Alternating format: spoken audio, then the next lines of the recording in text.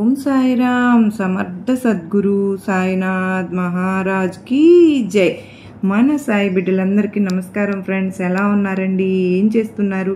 అందరూ కూడా సాయినాథుని దయ వలన ఎప్పుడు ఆనందంగా ఆరోగ్యంగా ఉండాలని, మీరు కోరిన కోరికలన్నింటినీ కూడా సాయినాథుడు తీర్చేయాలని మీ తరపున నేను కూడా సాయినాథుని మనస్ఫూర్తిగా కోరుకుంటూ, ముందుగా సాయినాథుని పాద పద్మములకు ఒక్కసారి నమస్కరించుకుని వీడియోలోకి అయితే వెళ్ళిపోదాం. ఇక ఈరోజు సాయినాథుడు సాయి సందేశంలో ఏమి సందేశం ఇవ్వబోతున్నారు అంటే గనుక చూద్దామా. నిజంగా సాయినాథుడు మనతో ఉంటే మన జీవితం అంతా కూడా చాలా సంతోషంగా ఉంటుందండి, అందంగా ఆనందంగా ఉంటుంది. సాయినాథుడే మనకు అండగా ఉండి ఈరోజు ఒక మంచి సందేశాన్ని అనుగ్రహిస్తూ ఉన్నారు. మరి వీడియోని ఎక్కడ కూడా స్కిప్ చేయకుండా, మిస్ చేయకుండా చివరి దాకా అయితే చూసినట్లయితే కనుక మీరు చాలా గొప్ప అనుభవాన్ని పొందుతారు. మొదటిసారి కనుక మన ఛానల్ సబ్స్క్రైబ్ చేసుకుని మీరు కనుక చిన్న లైక్ ఇచ్చి సపోర్ట్ చేయండి. సాయినాథుడు ఈరోజు ఏమంటున్నారంటే, బిడ్డ చూడగానే నా చేతిలో ఉన్న నన్ను తాకు తల్లి, నీకు అర్థమయ్యేట్లు ఒక పచ్చి నిజాన్ని చెప్పబోతున్నాను బిడ్డ. అందుకని శ్రద్ధతో నీ సాయి చెప్పే మాటను జాగ్రత్తగా విను. నువ్వు ఎప్పుడూ కూడా నాతో ఒక మాట అంటూ ఉంటావు కదా బిడ్డ, తల్లి నాకే ఎందుకు ఇన్ని కష్టాలు బాబా, ఎందుకు తండ్రి నాకు ఇన్ని కష్టాలు అని అడుగుతూ ఉంటావు. ఎక్కడికి వెళ్ళినా ఏం చేసినా అవమానాలే ఎదురవుతున్నాయి అంటూ నువ్వు లోపల బాధపడుతూ ఉన్నావు కదూ. వాటన్నిటికీ కూడా సరైన సమాధానం ఈ రోజున నీకు నేను చెప్పబోతున్నాను బిడ్డ. ఎవరైతే నిన్ను అవమానించారో, హేళన చేశారో, చిన్న చూపు చూశారో వాళ్ళందరికీ కూడా ఈరోజు నేను బుద్ధి చెప్పబోతున్నాను. అలాంటి వారందరూ కూడా, నిన్ను అవమానించిన వారు ఎవరైతే ఉన్నారో అలాంటి వారందరూ కూడా నీ కాళ్ళ దగ్గరికి వచ్చే రోజులు దగ్గరలో పడ్డాయి. అందుకే నీ సాయి మాట ఒక్క 2 నిమిషాలు విను తల్లి అని సాయినాథుడు అయితే ఈరోజు ఇలా అంటూ ఉన్నారు ఫ్రెండ్స్. మరి సాయినాథుడు ఎందుకు ఇలా అంటూ ఉన్నారు అయితే, ఈరోజు బాబా వారు ఒక నిగూఢ అర్థమైన సందేశంతో వచ్చారండి అని అర్థమవుతుంది కదా. మరి అదేంటో సాయినాథుని మాటల్లోనే వినబోయే ముందు, చాలామంది అక్క చాలా ఇబ్బందుల్లో ఉన్న మాకు, ఈ విసిగి వేసారిపోయిన మాకు ఎన్నో చోట్ల ఎన్నో ఇబ్బందులు పడుతూ మేము ఈ చివరిసారిగా అన్నట్టుగా మాకు బాబావారు ఈ సందేశం ద్వారా మాకు కనువిప్పు కలిగించారు. మాకు చాలా సంతోషంగా ఉంది అక్క. ఎన్నో తెలియని విషయాలను మేము తెలుసుకుంటూ ఉన్నాము. బాబావారు మాకు మా సమస్యలను చిటికలో పరిష్కరించి ఇచ్చేస్తూ ఉన్నారు. మా ఇంట్లో ఎటువంటి సమస్యలు కూడా చిటికలో పరిష్కరింపబడుతూ బాబావారే మాకు తోడుండి నడుపుతూ ఉన్నారక్క.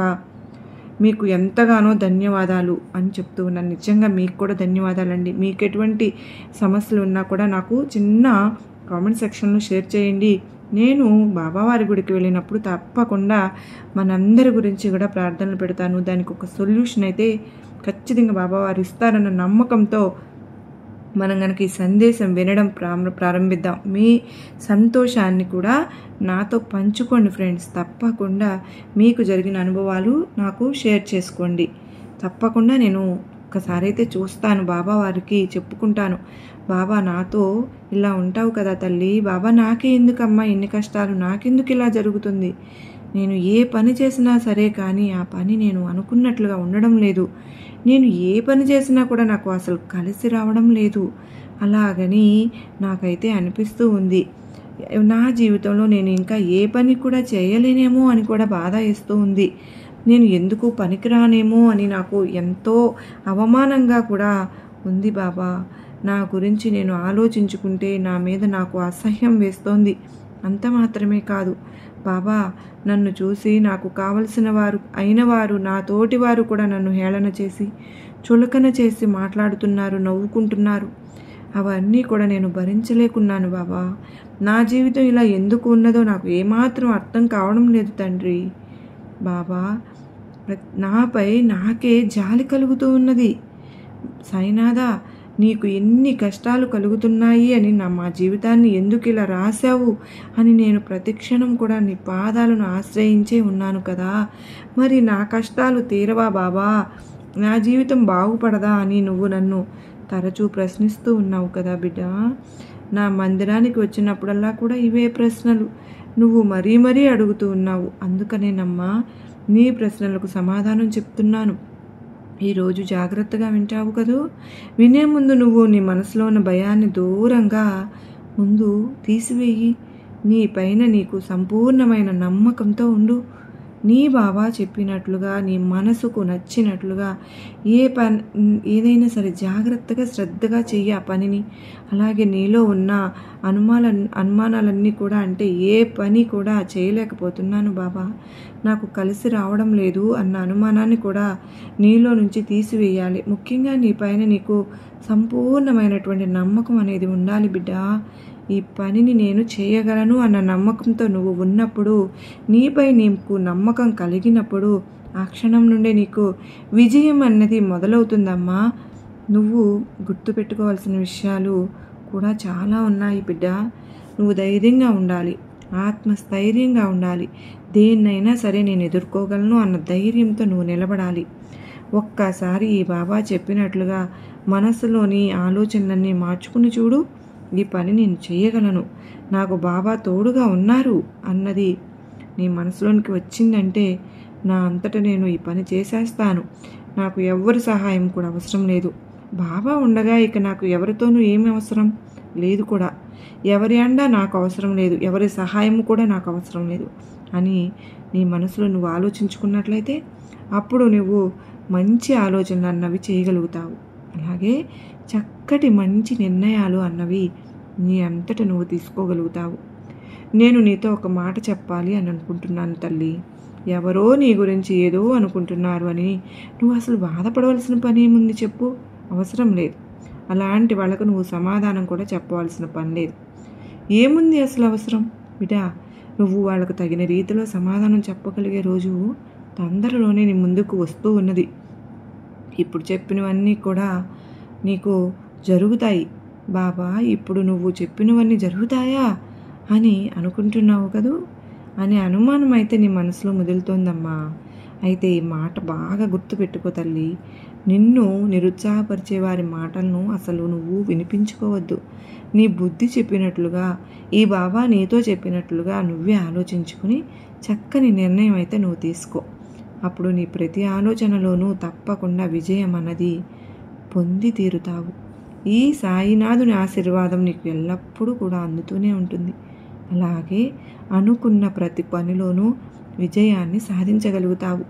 ఇది నువ్వు నమ్ముకున్నటువంటి నీ బాబా నీకు ఇస్తున్న మాట తల్లి. ఇది వాగ్దానం కూడా. నీ బాబా మాట నువ్వైతే వింటావు కదూ. బాబా మాట మీద నీకు నమ్మకం అయితే ఉంది కదూ. నువ్వు ఏ పని చేసినా నమ్మకంతో చేయాలని బాబా వారు నీకు ఇలా ఆదేశిస్తున్నారని అర్థం చేసుకో బిడ్డా. నిరుత్సాహపరిచేటటువంటి మాటలను నువ్వు వినిపించుకోవద్దని బాబావారు చెప్తున్నారు.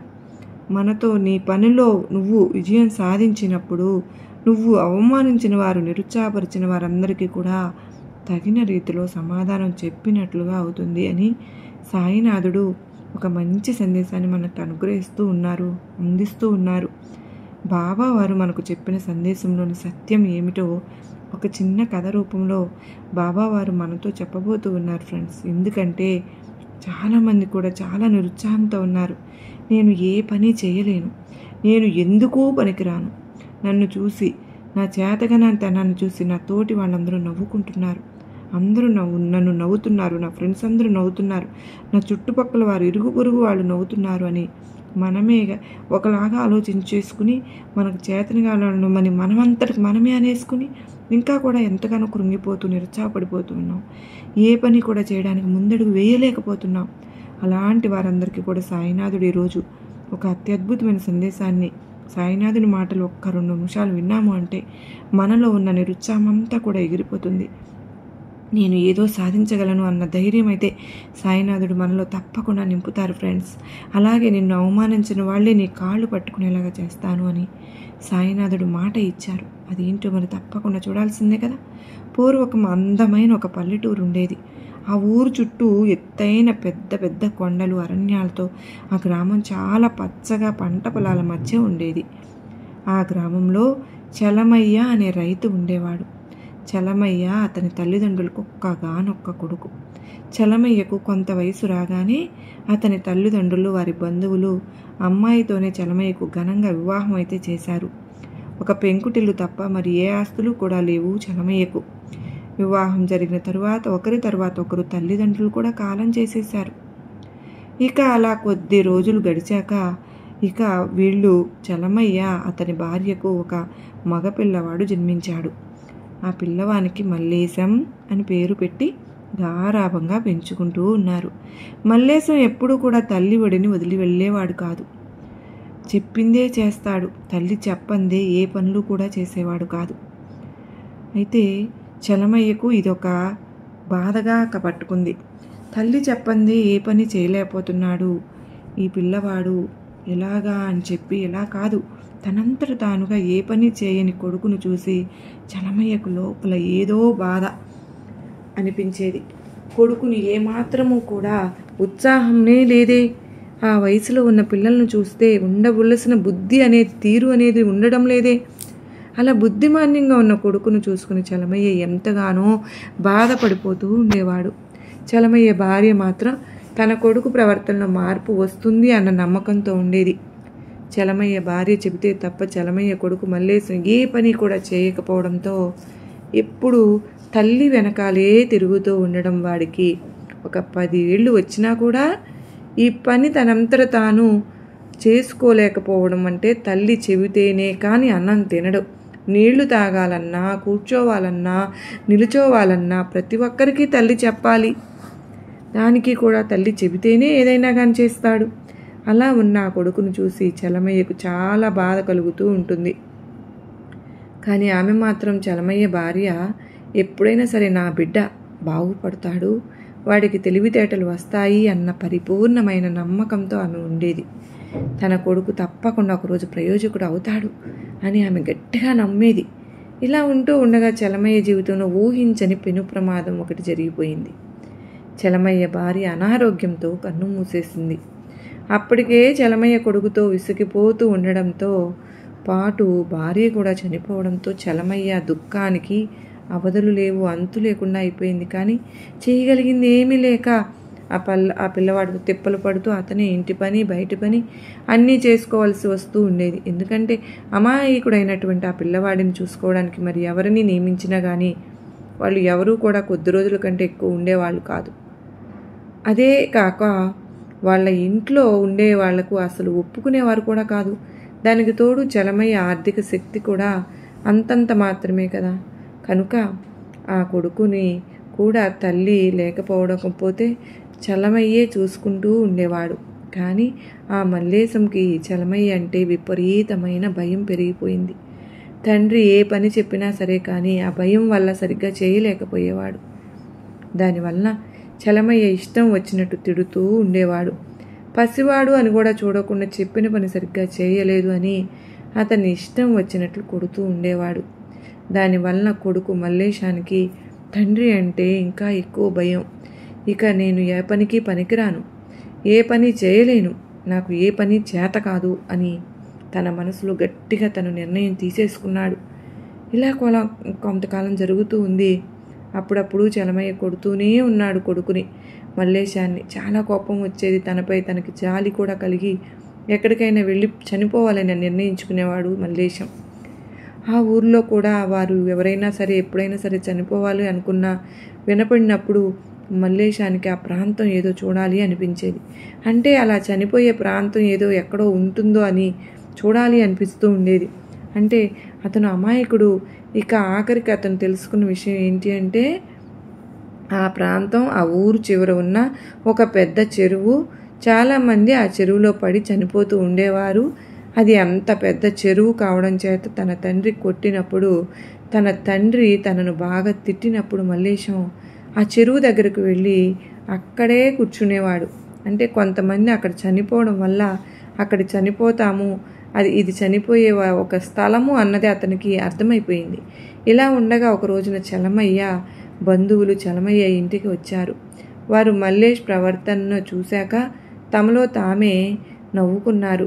పుట్టక ఒక్క బిడ్డ పుట్టాడు, కానీ చలమయ్యకు ఏమాత్రము ఉపయోగం లేదు, ప్రయోజనం లేదు. చలమయ్య వాడికి ఎదురు పని చేయవలసి వస్తుంది. ఎంత వయసు వచ్చినా కూడా పసిపిల్లవాడికి మళ్ళీ చలమయ్యకు ఉపయోగం లేకపోగా చలమయ్యకు అన్ని అవమానాలు జరుగుతూ ఉన్నాయి. ఎంత బుద్ధి లేనివాడు, తెలివి తక్కువవాడు, చవట, ఈ చలమయ్య చేసిన పాపం వల్లనే ఈ బిడ్డ పుట్టాడు అని వాళ్ళు తమ నోటికి వచ్చినట్లుగా మాట్లాడుతున్నారు. మాట్లాడేసి వెళ్ళిపోయారు. ఆ మాటలు విన్న మల్లేశానికి తనపై తనకే జాలి కలిగింది, అసహ్యం కలిగింది. ఇంకా ఆ రోజు అనుకున్నాడు, ఇంకా నేను బ్రతకకూడదు అని నిర్ణయించుకున్న చలమయ్య కొడుకు మల్లేశం గబగబా పరుగులాంటి నడకతో ఆ చెరువు వద్దకు చేరుకున్నాడు. ఉన్నట్టుండి ఒక్కసారిగా చెరువులోకి దూకేశాడు. అయితే ఒక్కసారిగా చెరువులోకి దూకాడు, కానీ దూకడమైతే దూకాడు, కానీ మల్లేశం ఊపిరి బిగబెట్టి అడుగుకి చేరుకున్నాడు. అలా ఊపిరి బిగబెట్టి చెరువు అడుగుకు చేరుకున్న మల్లేశానికి ఆ చెరువు అడుగున కనిపించిన అందమైన దృశ్యాలు చాలా బాగా నచ్చాయి. అలా ఊపిరి బిగబెట్టడం ఆ చలమయ్య కొడుకు మల్లేశానికి చాలా సులువుగా అయిపోయింది అనిపించింది. ఒక్క మాట కూడా చెప్పకుండా, అతని తండ్రి ప్రమేయం అనేది లేకుండా, ఎప్పుడు తనకు కావాలి అనిపిస్తే అప్పుడు తన మనసు బాగాలేదు అనిపించినప్పుడు అంతా కూడా వచ్చి గబుక్కున చెరువులోకి దూకి తన మనసుకు నచ్చినంతసేపు అడుగునే ఉండిపోయేవాడు. ఇలా అతను చేస్తూ ఉన్నాడు అన్న విషయం ఎవ్వరికీ తెలియదు. ఒక ఆటలాగా సంతోషంగా అనిపించేది ఈ మల్లేశానికి. ఎప్పుడు కూడా అలా సంతోషాన్ని కలిగించే పనిలాగా మార్చేసుకున్నాడు.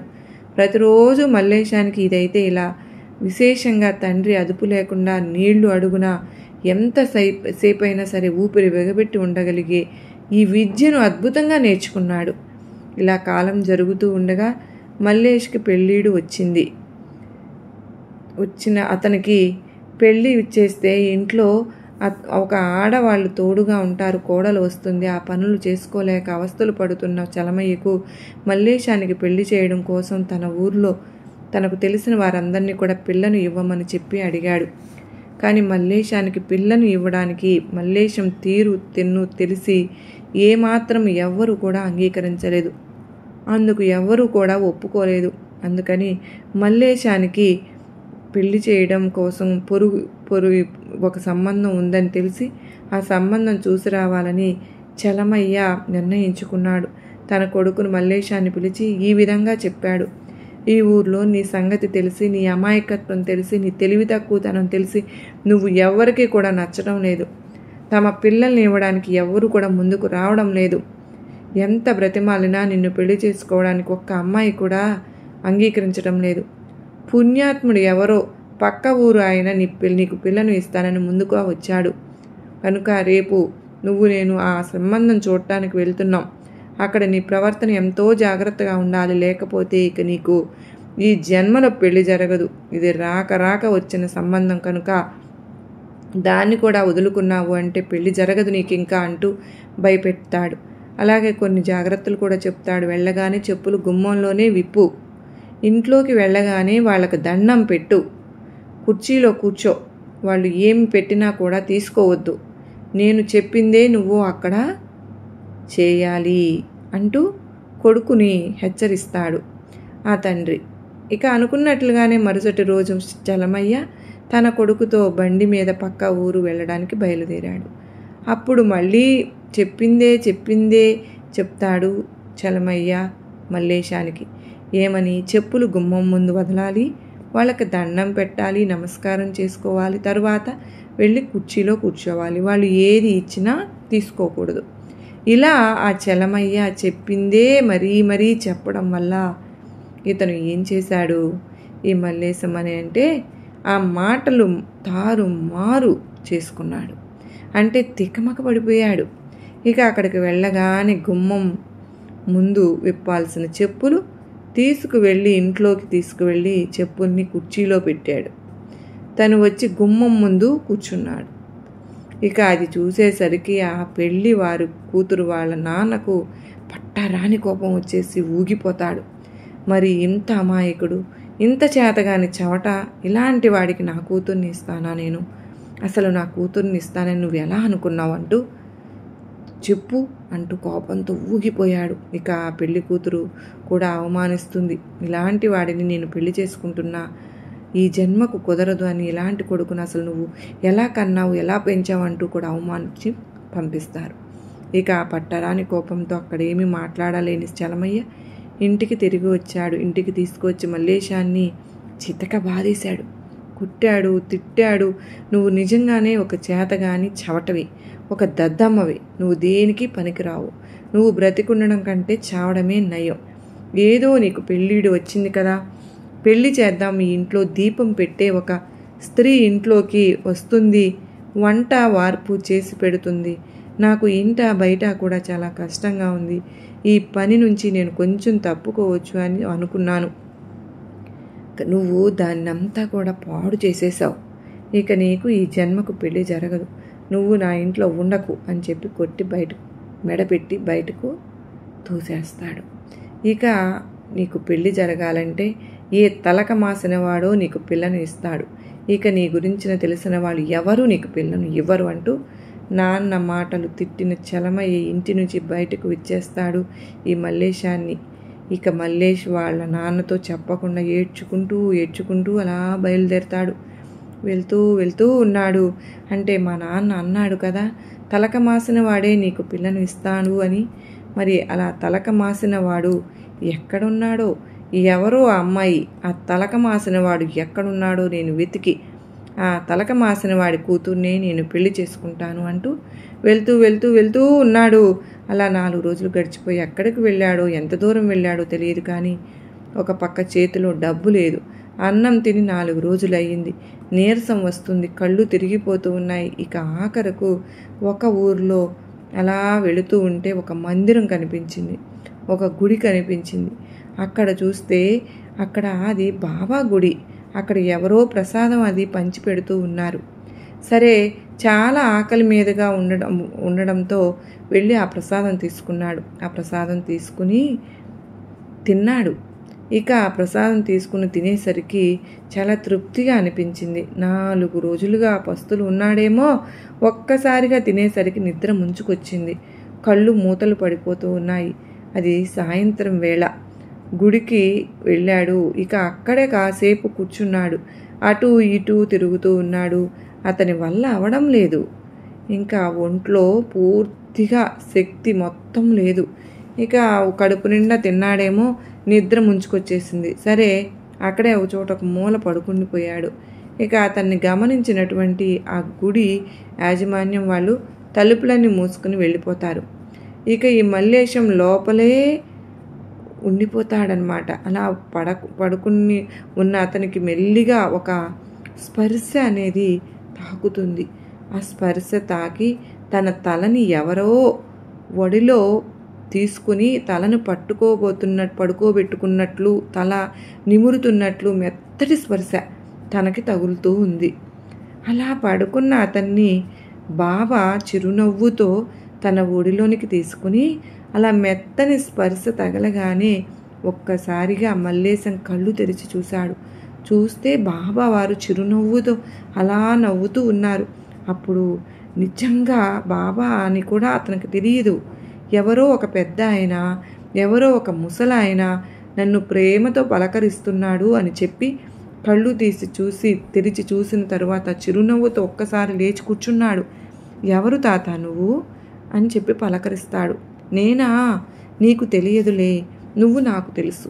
నువ్వు ఎన్ని బాధలు పడుతున్నావో కూడా నాకు తెలుసు, ఎన్ని అవమానాలు ఎదుర్కొంటున్నావో కూడా నాకు తెలుసు. అన్నీ చూస్తూనే ఉన్నాను నాయనా అని చెప్పి అంటాడు. ఆ మాట అనేసరికి బాబావారు ఆ మల్లేశానికి ఒక్కసారికి ఏడుపు తన్నుకొచ్చేస్తుంది. నిజం తాత, నేనైతే మా నాన్న చేతిలో రోజు కూడా దెబ్బలు తింటున్నాను, తిట్లు కూడా తింటున్నాను. ఇంటి పక్కన వాళ్ళు కూడా, చుట్టాల దగ్గర, బంధువుల దగ్గర, తెలిసిన వాళ్ళ దగ్గర అంతా అవమానాలే. అందరూ ఎగతాళిగా చూస్తున్నారు, ఎగతాళి చేసి నవ్వుకుంటున్నారు. నాకు నిజానికి ఏ పని చేత కాదు, నేను ఏ పని చేయలేని దద్దమ్మని అయిపోయాను. నా బ్రతుకు ఎందుకు తాత ఇలా ఉంది? నేను ఎప్పుడు ఇలా బ్రతకాల్సిందేనా? నిజానికి నేను చచ్చిపోదామని బయలుదేరాను. కానీ మా నాన్న అన్నాడు కదా, నీకు ఏ తలక మాసినవాడో వాడి కూతుర్ని ఇచ్చి పెళ్లి చేయాలి, ఇంకెవరు ఎవ్వరు అని. సరే, ఆ తలక మాసినవాడు చూద్దామని వెళ్తున్నాను తాత అని చెప్పి అమాయకంగా చెప్తాడు. అలా చెప్పేసరికి బాబా వారికి నవ్వు వస్తుంది. అలా చిరునవ్వుతో నవ్వుతూ, నాయనా, అర్థమైంది నీ పరిస్థితి, అంతా కూడా నాకు అర్థమైంది. నిన్ను చూసి ఎవరైతే నవ్వారో, నిన్ను చూసి ఎవరైతే ఎగతాళి చేశారో, నువ్వు చేతగాని వాడివి, పనికి మాలిన వాడివి అని చెప్పి నిన్ను ఎవరైతే చులకనగా నిన్ను చూసి నవ్వారో వాళ్ళే రేపటి రోజున నీ కాళ్ళ దగ్గరికి వచ్చారు. ఇలా నేను చేస్తాను అని చెప్పి బాబా అక్కడ తన దగ్గర ఉన్న విభూతిని ఇతని నుదుటున రాసి తలకు నిమిరి తనని పంపిస్తాడు. అలా కొద్ది రోజులకు తనకి ఏమవుతుంది అంటే మళ్ళీ ఇంటికి వచ్చేస్తాడు. మళ్ళీ 4 రోజులు గడిచిన తర్వాత ఇంటికి వచ్చేసరికి వాళ్ళ నాన్న ఏడుస్తూ ఉంటాడు. అంటే ఇన్ని రోజులు కొట్టి తిట్టిన ఆ నాన్న కొడుకు కనిపించకపోయేసరికి తల్లడిల్లిపోతాడు. కొడుకు ఒక్కసారిగా రాగానే ఆ కొడుకు లేని లోటు తెలిసి వస్తుంది. గుండెలకు హత్తుకుని ఏడుస్తాడు. ఏడిస్తే అప్పుడు అతను ఈ మల్లేశం అంటే చాలా బాగా మాట్లాడడం, తెలివిగా మాట్లాడడం చూసి వాళ్ళ నాన్న చాలా ఆశ్చర్యపోతాడు. నాన్న, ఇంకా నేను బుద్ధిగా ఉంటాను, నువ్వు చెప్పినట్టే చేస్తాను, ఏదో ఒక పని పాట చేసుకుంటాను, నిన్ను ఎప్పుడు కష్టపెట్టను. ఇలా మాట్లాడేసరికి ఆ కొడుకుకి ఇంత తెలివి ఎలా వచ్చింది అని ఆ తండ్రి ఆశ్చర్యపోతాడు. ఇంకా కొన్ని రోజులకి అతను మంచిగా తెలివిగా ఉండి ఇక చిన్నగా ఏదో వ్యాపారం మొదలు పెట్టుకున్న తర్వాత బాగా దాన్ని ఇంప్రూవ్ చేసుకుని బాగా డబ్బు ఉన్నవాడు అయిపోతాడు. ఇక ఆ మల్లేశాన్ని ఎవరైతే అవమానించారో, ఎవరైతే పిల్లని ఇవ్వమని వెనక్కి వెళ్ళారో అలాంటి వాళ్ళందరూ కూడా వెళ్ళి వెతుక్కుంటూ వచ్చి మల్లేశానికి పిల్లనిస్తాము, మనం తెలుసో తెలియకో బాబావారి పాదాల దగ్గర చేరితే కూడా అంటే అండి తన భక్తులు అవ్వకపోని కూడా వాళ్ళని వదిలేస్తారు ఆ సాయినాథుడు. ఎట్టి పరిస్థితుల్లోనూ వదలరండి. కష్టము బాధ అన్నవాళ్ళు తన పాదములు పట్టుకుంటే తన పాదాలు చెంతకు వస్తే ఎవరిని కూడా విడిచిపెట్టరు. బాబావారు నేను ఉన్నాను, నువ్వు భయపడకు అంటూ వెంటనే రక్షిస్తారండి.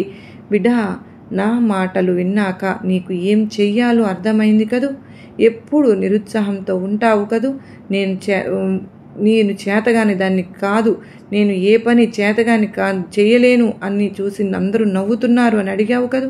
నీ ప్రశ్నలన్నింటికి కూడా సమాధానం చెప్పాను బిడ్డ. నా మాట విన్నాక నువ్వు ఏం చెయ్యాలో, ఎలా నడుచుకోవాలో, నువ్వు ఏ దారిలో వెళ్ళాలో, ఎలాంటి ఆలోచనలు చేయాలో కూడా నీకు అర్థమయ్యే ఉంటాయి. నిన్ను చూసి నవ్విన వాళ్ళు నీ మంచి ఆలోచనలతో నువ్వు మంచి దారిలో వెళ్ళి నువ్వు నిలబడి విజయం సాధించి నీ విజయంతో వాళ్ళకు బుద్ధి చెప్పు, వాళ్ళే నీ దగ్గరకు వస్తారు. అది ఎంత దూరంలో లేదు బిడ్డ, అతి తొందరలోనే అవమానించిన వాళ్ళు నీ కాళ్ళ దగ్గరికి వస్తారు. ఇది నేను నీకు ఇస్తున్న ఆశీర్వాదమే అనుకో బిడ్డ. తల్లి, ఈ లోకంలో డబ్బు ఉంటేనే అన్నీ ఉన్నట్టు తల్లి. ఇప్పుడు మనుషుల తీరు పరిస్థితి, ఆ డబ్బు లేక ఆర్థిక పరిస్థితి బాగా లేక ఎంతమంది బాధపడిపోతూ ఉన్నారు, ఎంతమంది పస్తులు ఉంటున్నారు, ఎంతమంది నిద్రలేని రాత్రులు గడుపుతున్నారు, ఎంతమంది చనిపోవాలి అని అనుకుంటున్నారు, ఎంతమంది తల్లిదండ్రులు తమ బిడ్డల్ని ఆకలితో అలమటించేస్తున్నారు, ఉంచుకుంటున్నారు. నా బిడ్డలందరికీ కూడా ఇటువంటి పరిస్థితి రాకూడదు. ఈ బాబా బిడ్డలందరికీ కూడా అలాంటి పరిస్థితి ఎప్పుడు కలగకూడదు. నా బిడ్డలందరూ ఈరోజు నా బిడ్డలందరికీ అద్భుతమైన కానుకను నేను తీసుకొచ్చాను బిడ్డ. మీరు ఎప్పుడు కూడా డబ్బు పరంగా ధనపరంగా ఇబ్బందులు పడకూడదు, కష్టకాలంలో బ్రతకకూడదు. మీరు అలా కన్నీళ్లతో కష్టకాలంతో బతుకుతూ ఉంటే ఈ సాయి చూస్తూ ఉండలేనమ్మా నీకు బిడ్డ. అందుకేనమ్మా అద్భుతాలకే అద్భుతాన్ని చేసి ఈ ఒక్క మాటను తీసుకొచ్చాను. ఈ మాట కూడా అనుకో. నేను చెప్పినట్లు నమ్మకంతో గనక, విశ్వాసంతో నేను చెప్పే మాటను నువ్వు చెప్పుకున్నావు అంటే నీ ఇంట్లో లోటు అన్నదే నీకు ఉండదు బిడ్డ. నీ ఇంట్లో దేనికి లోటు ఉండదు, డబ్బుకు కొరవ ఉండదు, సంపదకు కొరత ఉండదు. నీ ఇంట్లో సిరుల వర్షం, కనక వర్షం కురిపిస్తాను. కనక మహాలక్ష్మి సాక్షాత్తు కుబేరుడే నీ ఇంటికి దిగి వస్తాడు బిడ్డ. ఆపై ఎలాగో నీకు సాయి అనుగ్రహం నీకు ఉండనే ఉంది కదా. ఆ మాటను ఏంటి అంటే తల్లి, నువ్వు రాత్రి పడుకోబోయే ముందు ఈ మాట అయితే నువ్వు తప్పకుండా చెప్పుకొని పడుకో బిడ్డ. నీ ఇంట్లో ధనధాన్యాలకు సిరి సంపదలకు లోటు అన్నది లేకుండా నేను చేస్తాను. నీ ఇంట్లో దరిద్రాన్ని తొలగిస్తాను, నీ ఇంట్లో పేదరికాన్ని నిర్మూలిస్తాను. తల్లి, ఆ మాట ఏంటో తెలుసా బిడ్డ? ఓం శ్రీ సాయి ధన మాంగళ్యదాయే నమః. ఓం శ్రీ సాయి ధనమాంగళ్యదాయే నమః. ఈ మాటను నువ్వు రాత్రి పడుకునే ముందు గనక నీవు ఎన్నిసార్లు ఏదైతే అంత ఎక్కువగా చెప్పుకోవడానికి చదువుకోవడానికి ప్రయత్నించు తల్లి. నువ్వు అలా పడుకుంటే ముందు ఈ మాటను, ఈ మంత్రాన్ని ఖచ్చితంగా నువ్వు గనక పడుకో. అప్పుడే నీ జీవితం ఎంతలా మారిపోతుందో అది చూసి నీ కళ్ళను నువ్వే నమ్మకలేవు. అంతలా మర్నాడు ఉదయం లేచేసరికి నీ జీవితంలో అద్భుతాలు జరగడం అనేది ఖచ్చితంగా మొదలవుతుంది. కనుక తప్పకుండా ఈ మంత్రాన్ని, ఈ మాటను నువ్వు పడుకునే ముందు అనుకుని జీవితంలో ఉన్న కష్టాలు, కన్నీళ్లను అన్నింటినీ కూడా తొలగించేసుకో తల్లి. ఇక మీదట నీవు ఎప్పుడు కూడా నీ జీవితంలో సంతోషం, సుఖం అన్నదే నేను చూడాలనుకుంటున్నాను. నీకు నా ఆశీర్వాదములు ఇస్తున్నాను బిడ్డ అని సాయినాథుడు అత్యద్భుతమైన సందేశాన్ని మన కోసం తీసుకొచ్చారు కదా ఫ్రెండ్స్. మరి ఈ సందేశంలో ఎంతో ఆంతర్యం ఉంది కదూ, అద్భుతం ఉంది కదూ. మరి మనకు గొప్ప నమ్మకాన్ని, ధైర్యాన్ని కలిగించింది కదూ, నచ్చింది కదూ. నచ్చిన వాళ్ళందరూ కూడా ప్లీజ్ అండి తప్పకుండా ఈ వీడియోకి మీకు నచ్చి ఉందనే భావిస్తున్నాను. మీరు చిన్న లైక్ ఇచ్చి ప్రతి ఒక్కరికి కూడా షేర్ చేయండి. మీ సపోర్ట్ నాకు ఎంతో అవసరం.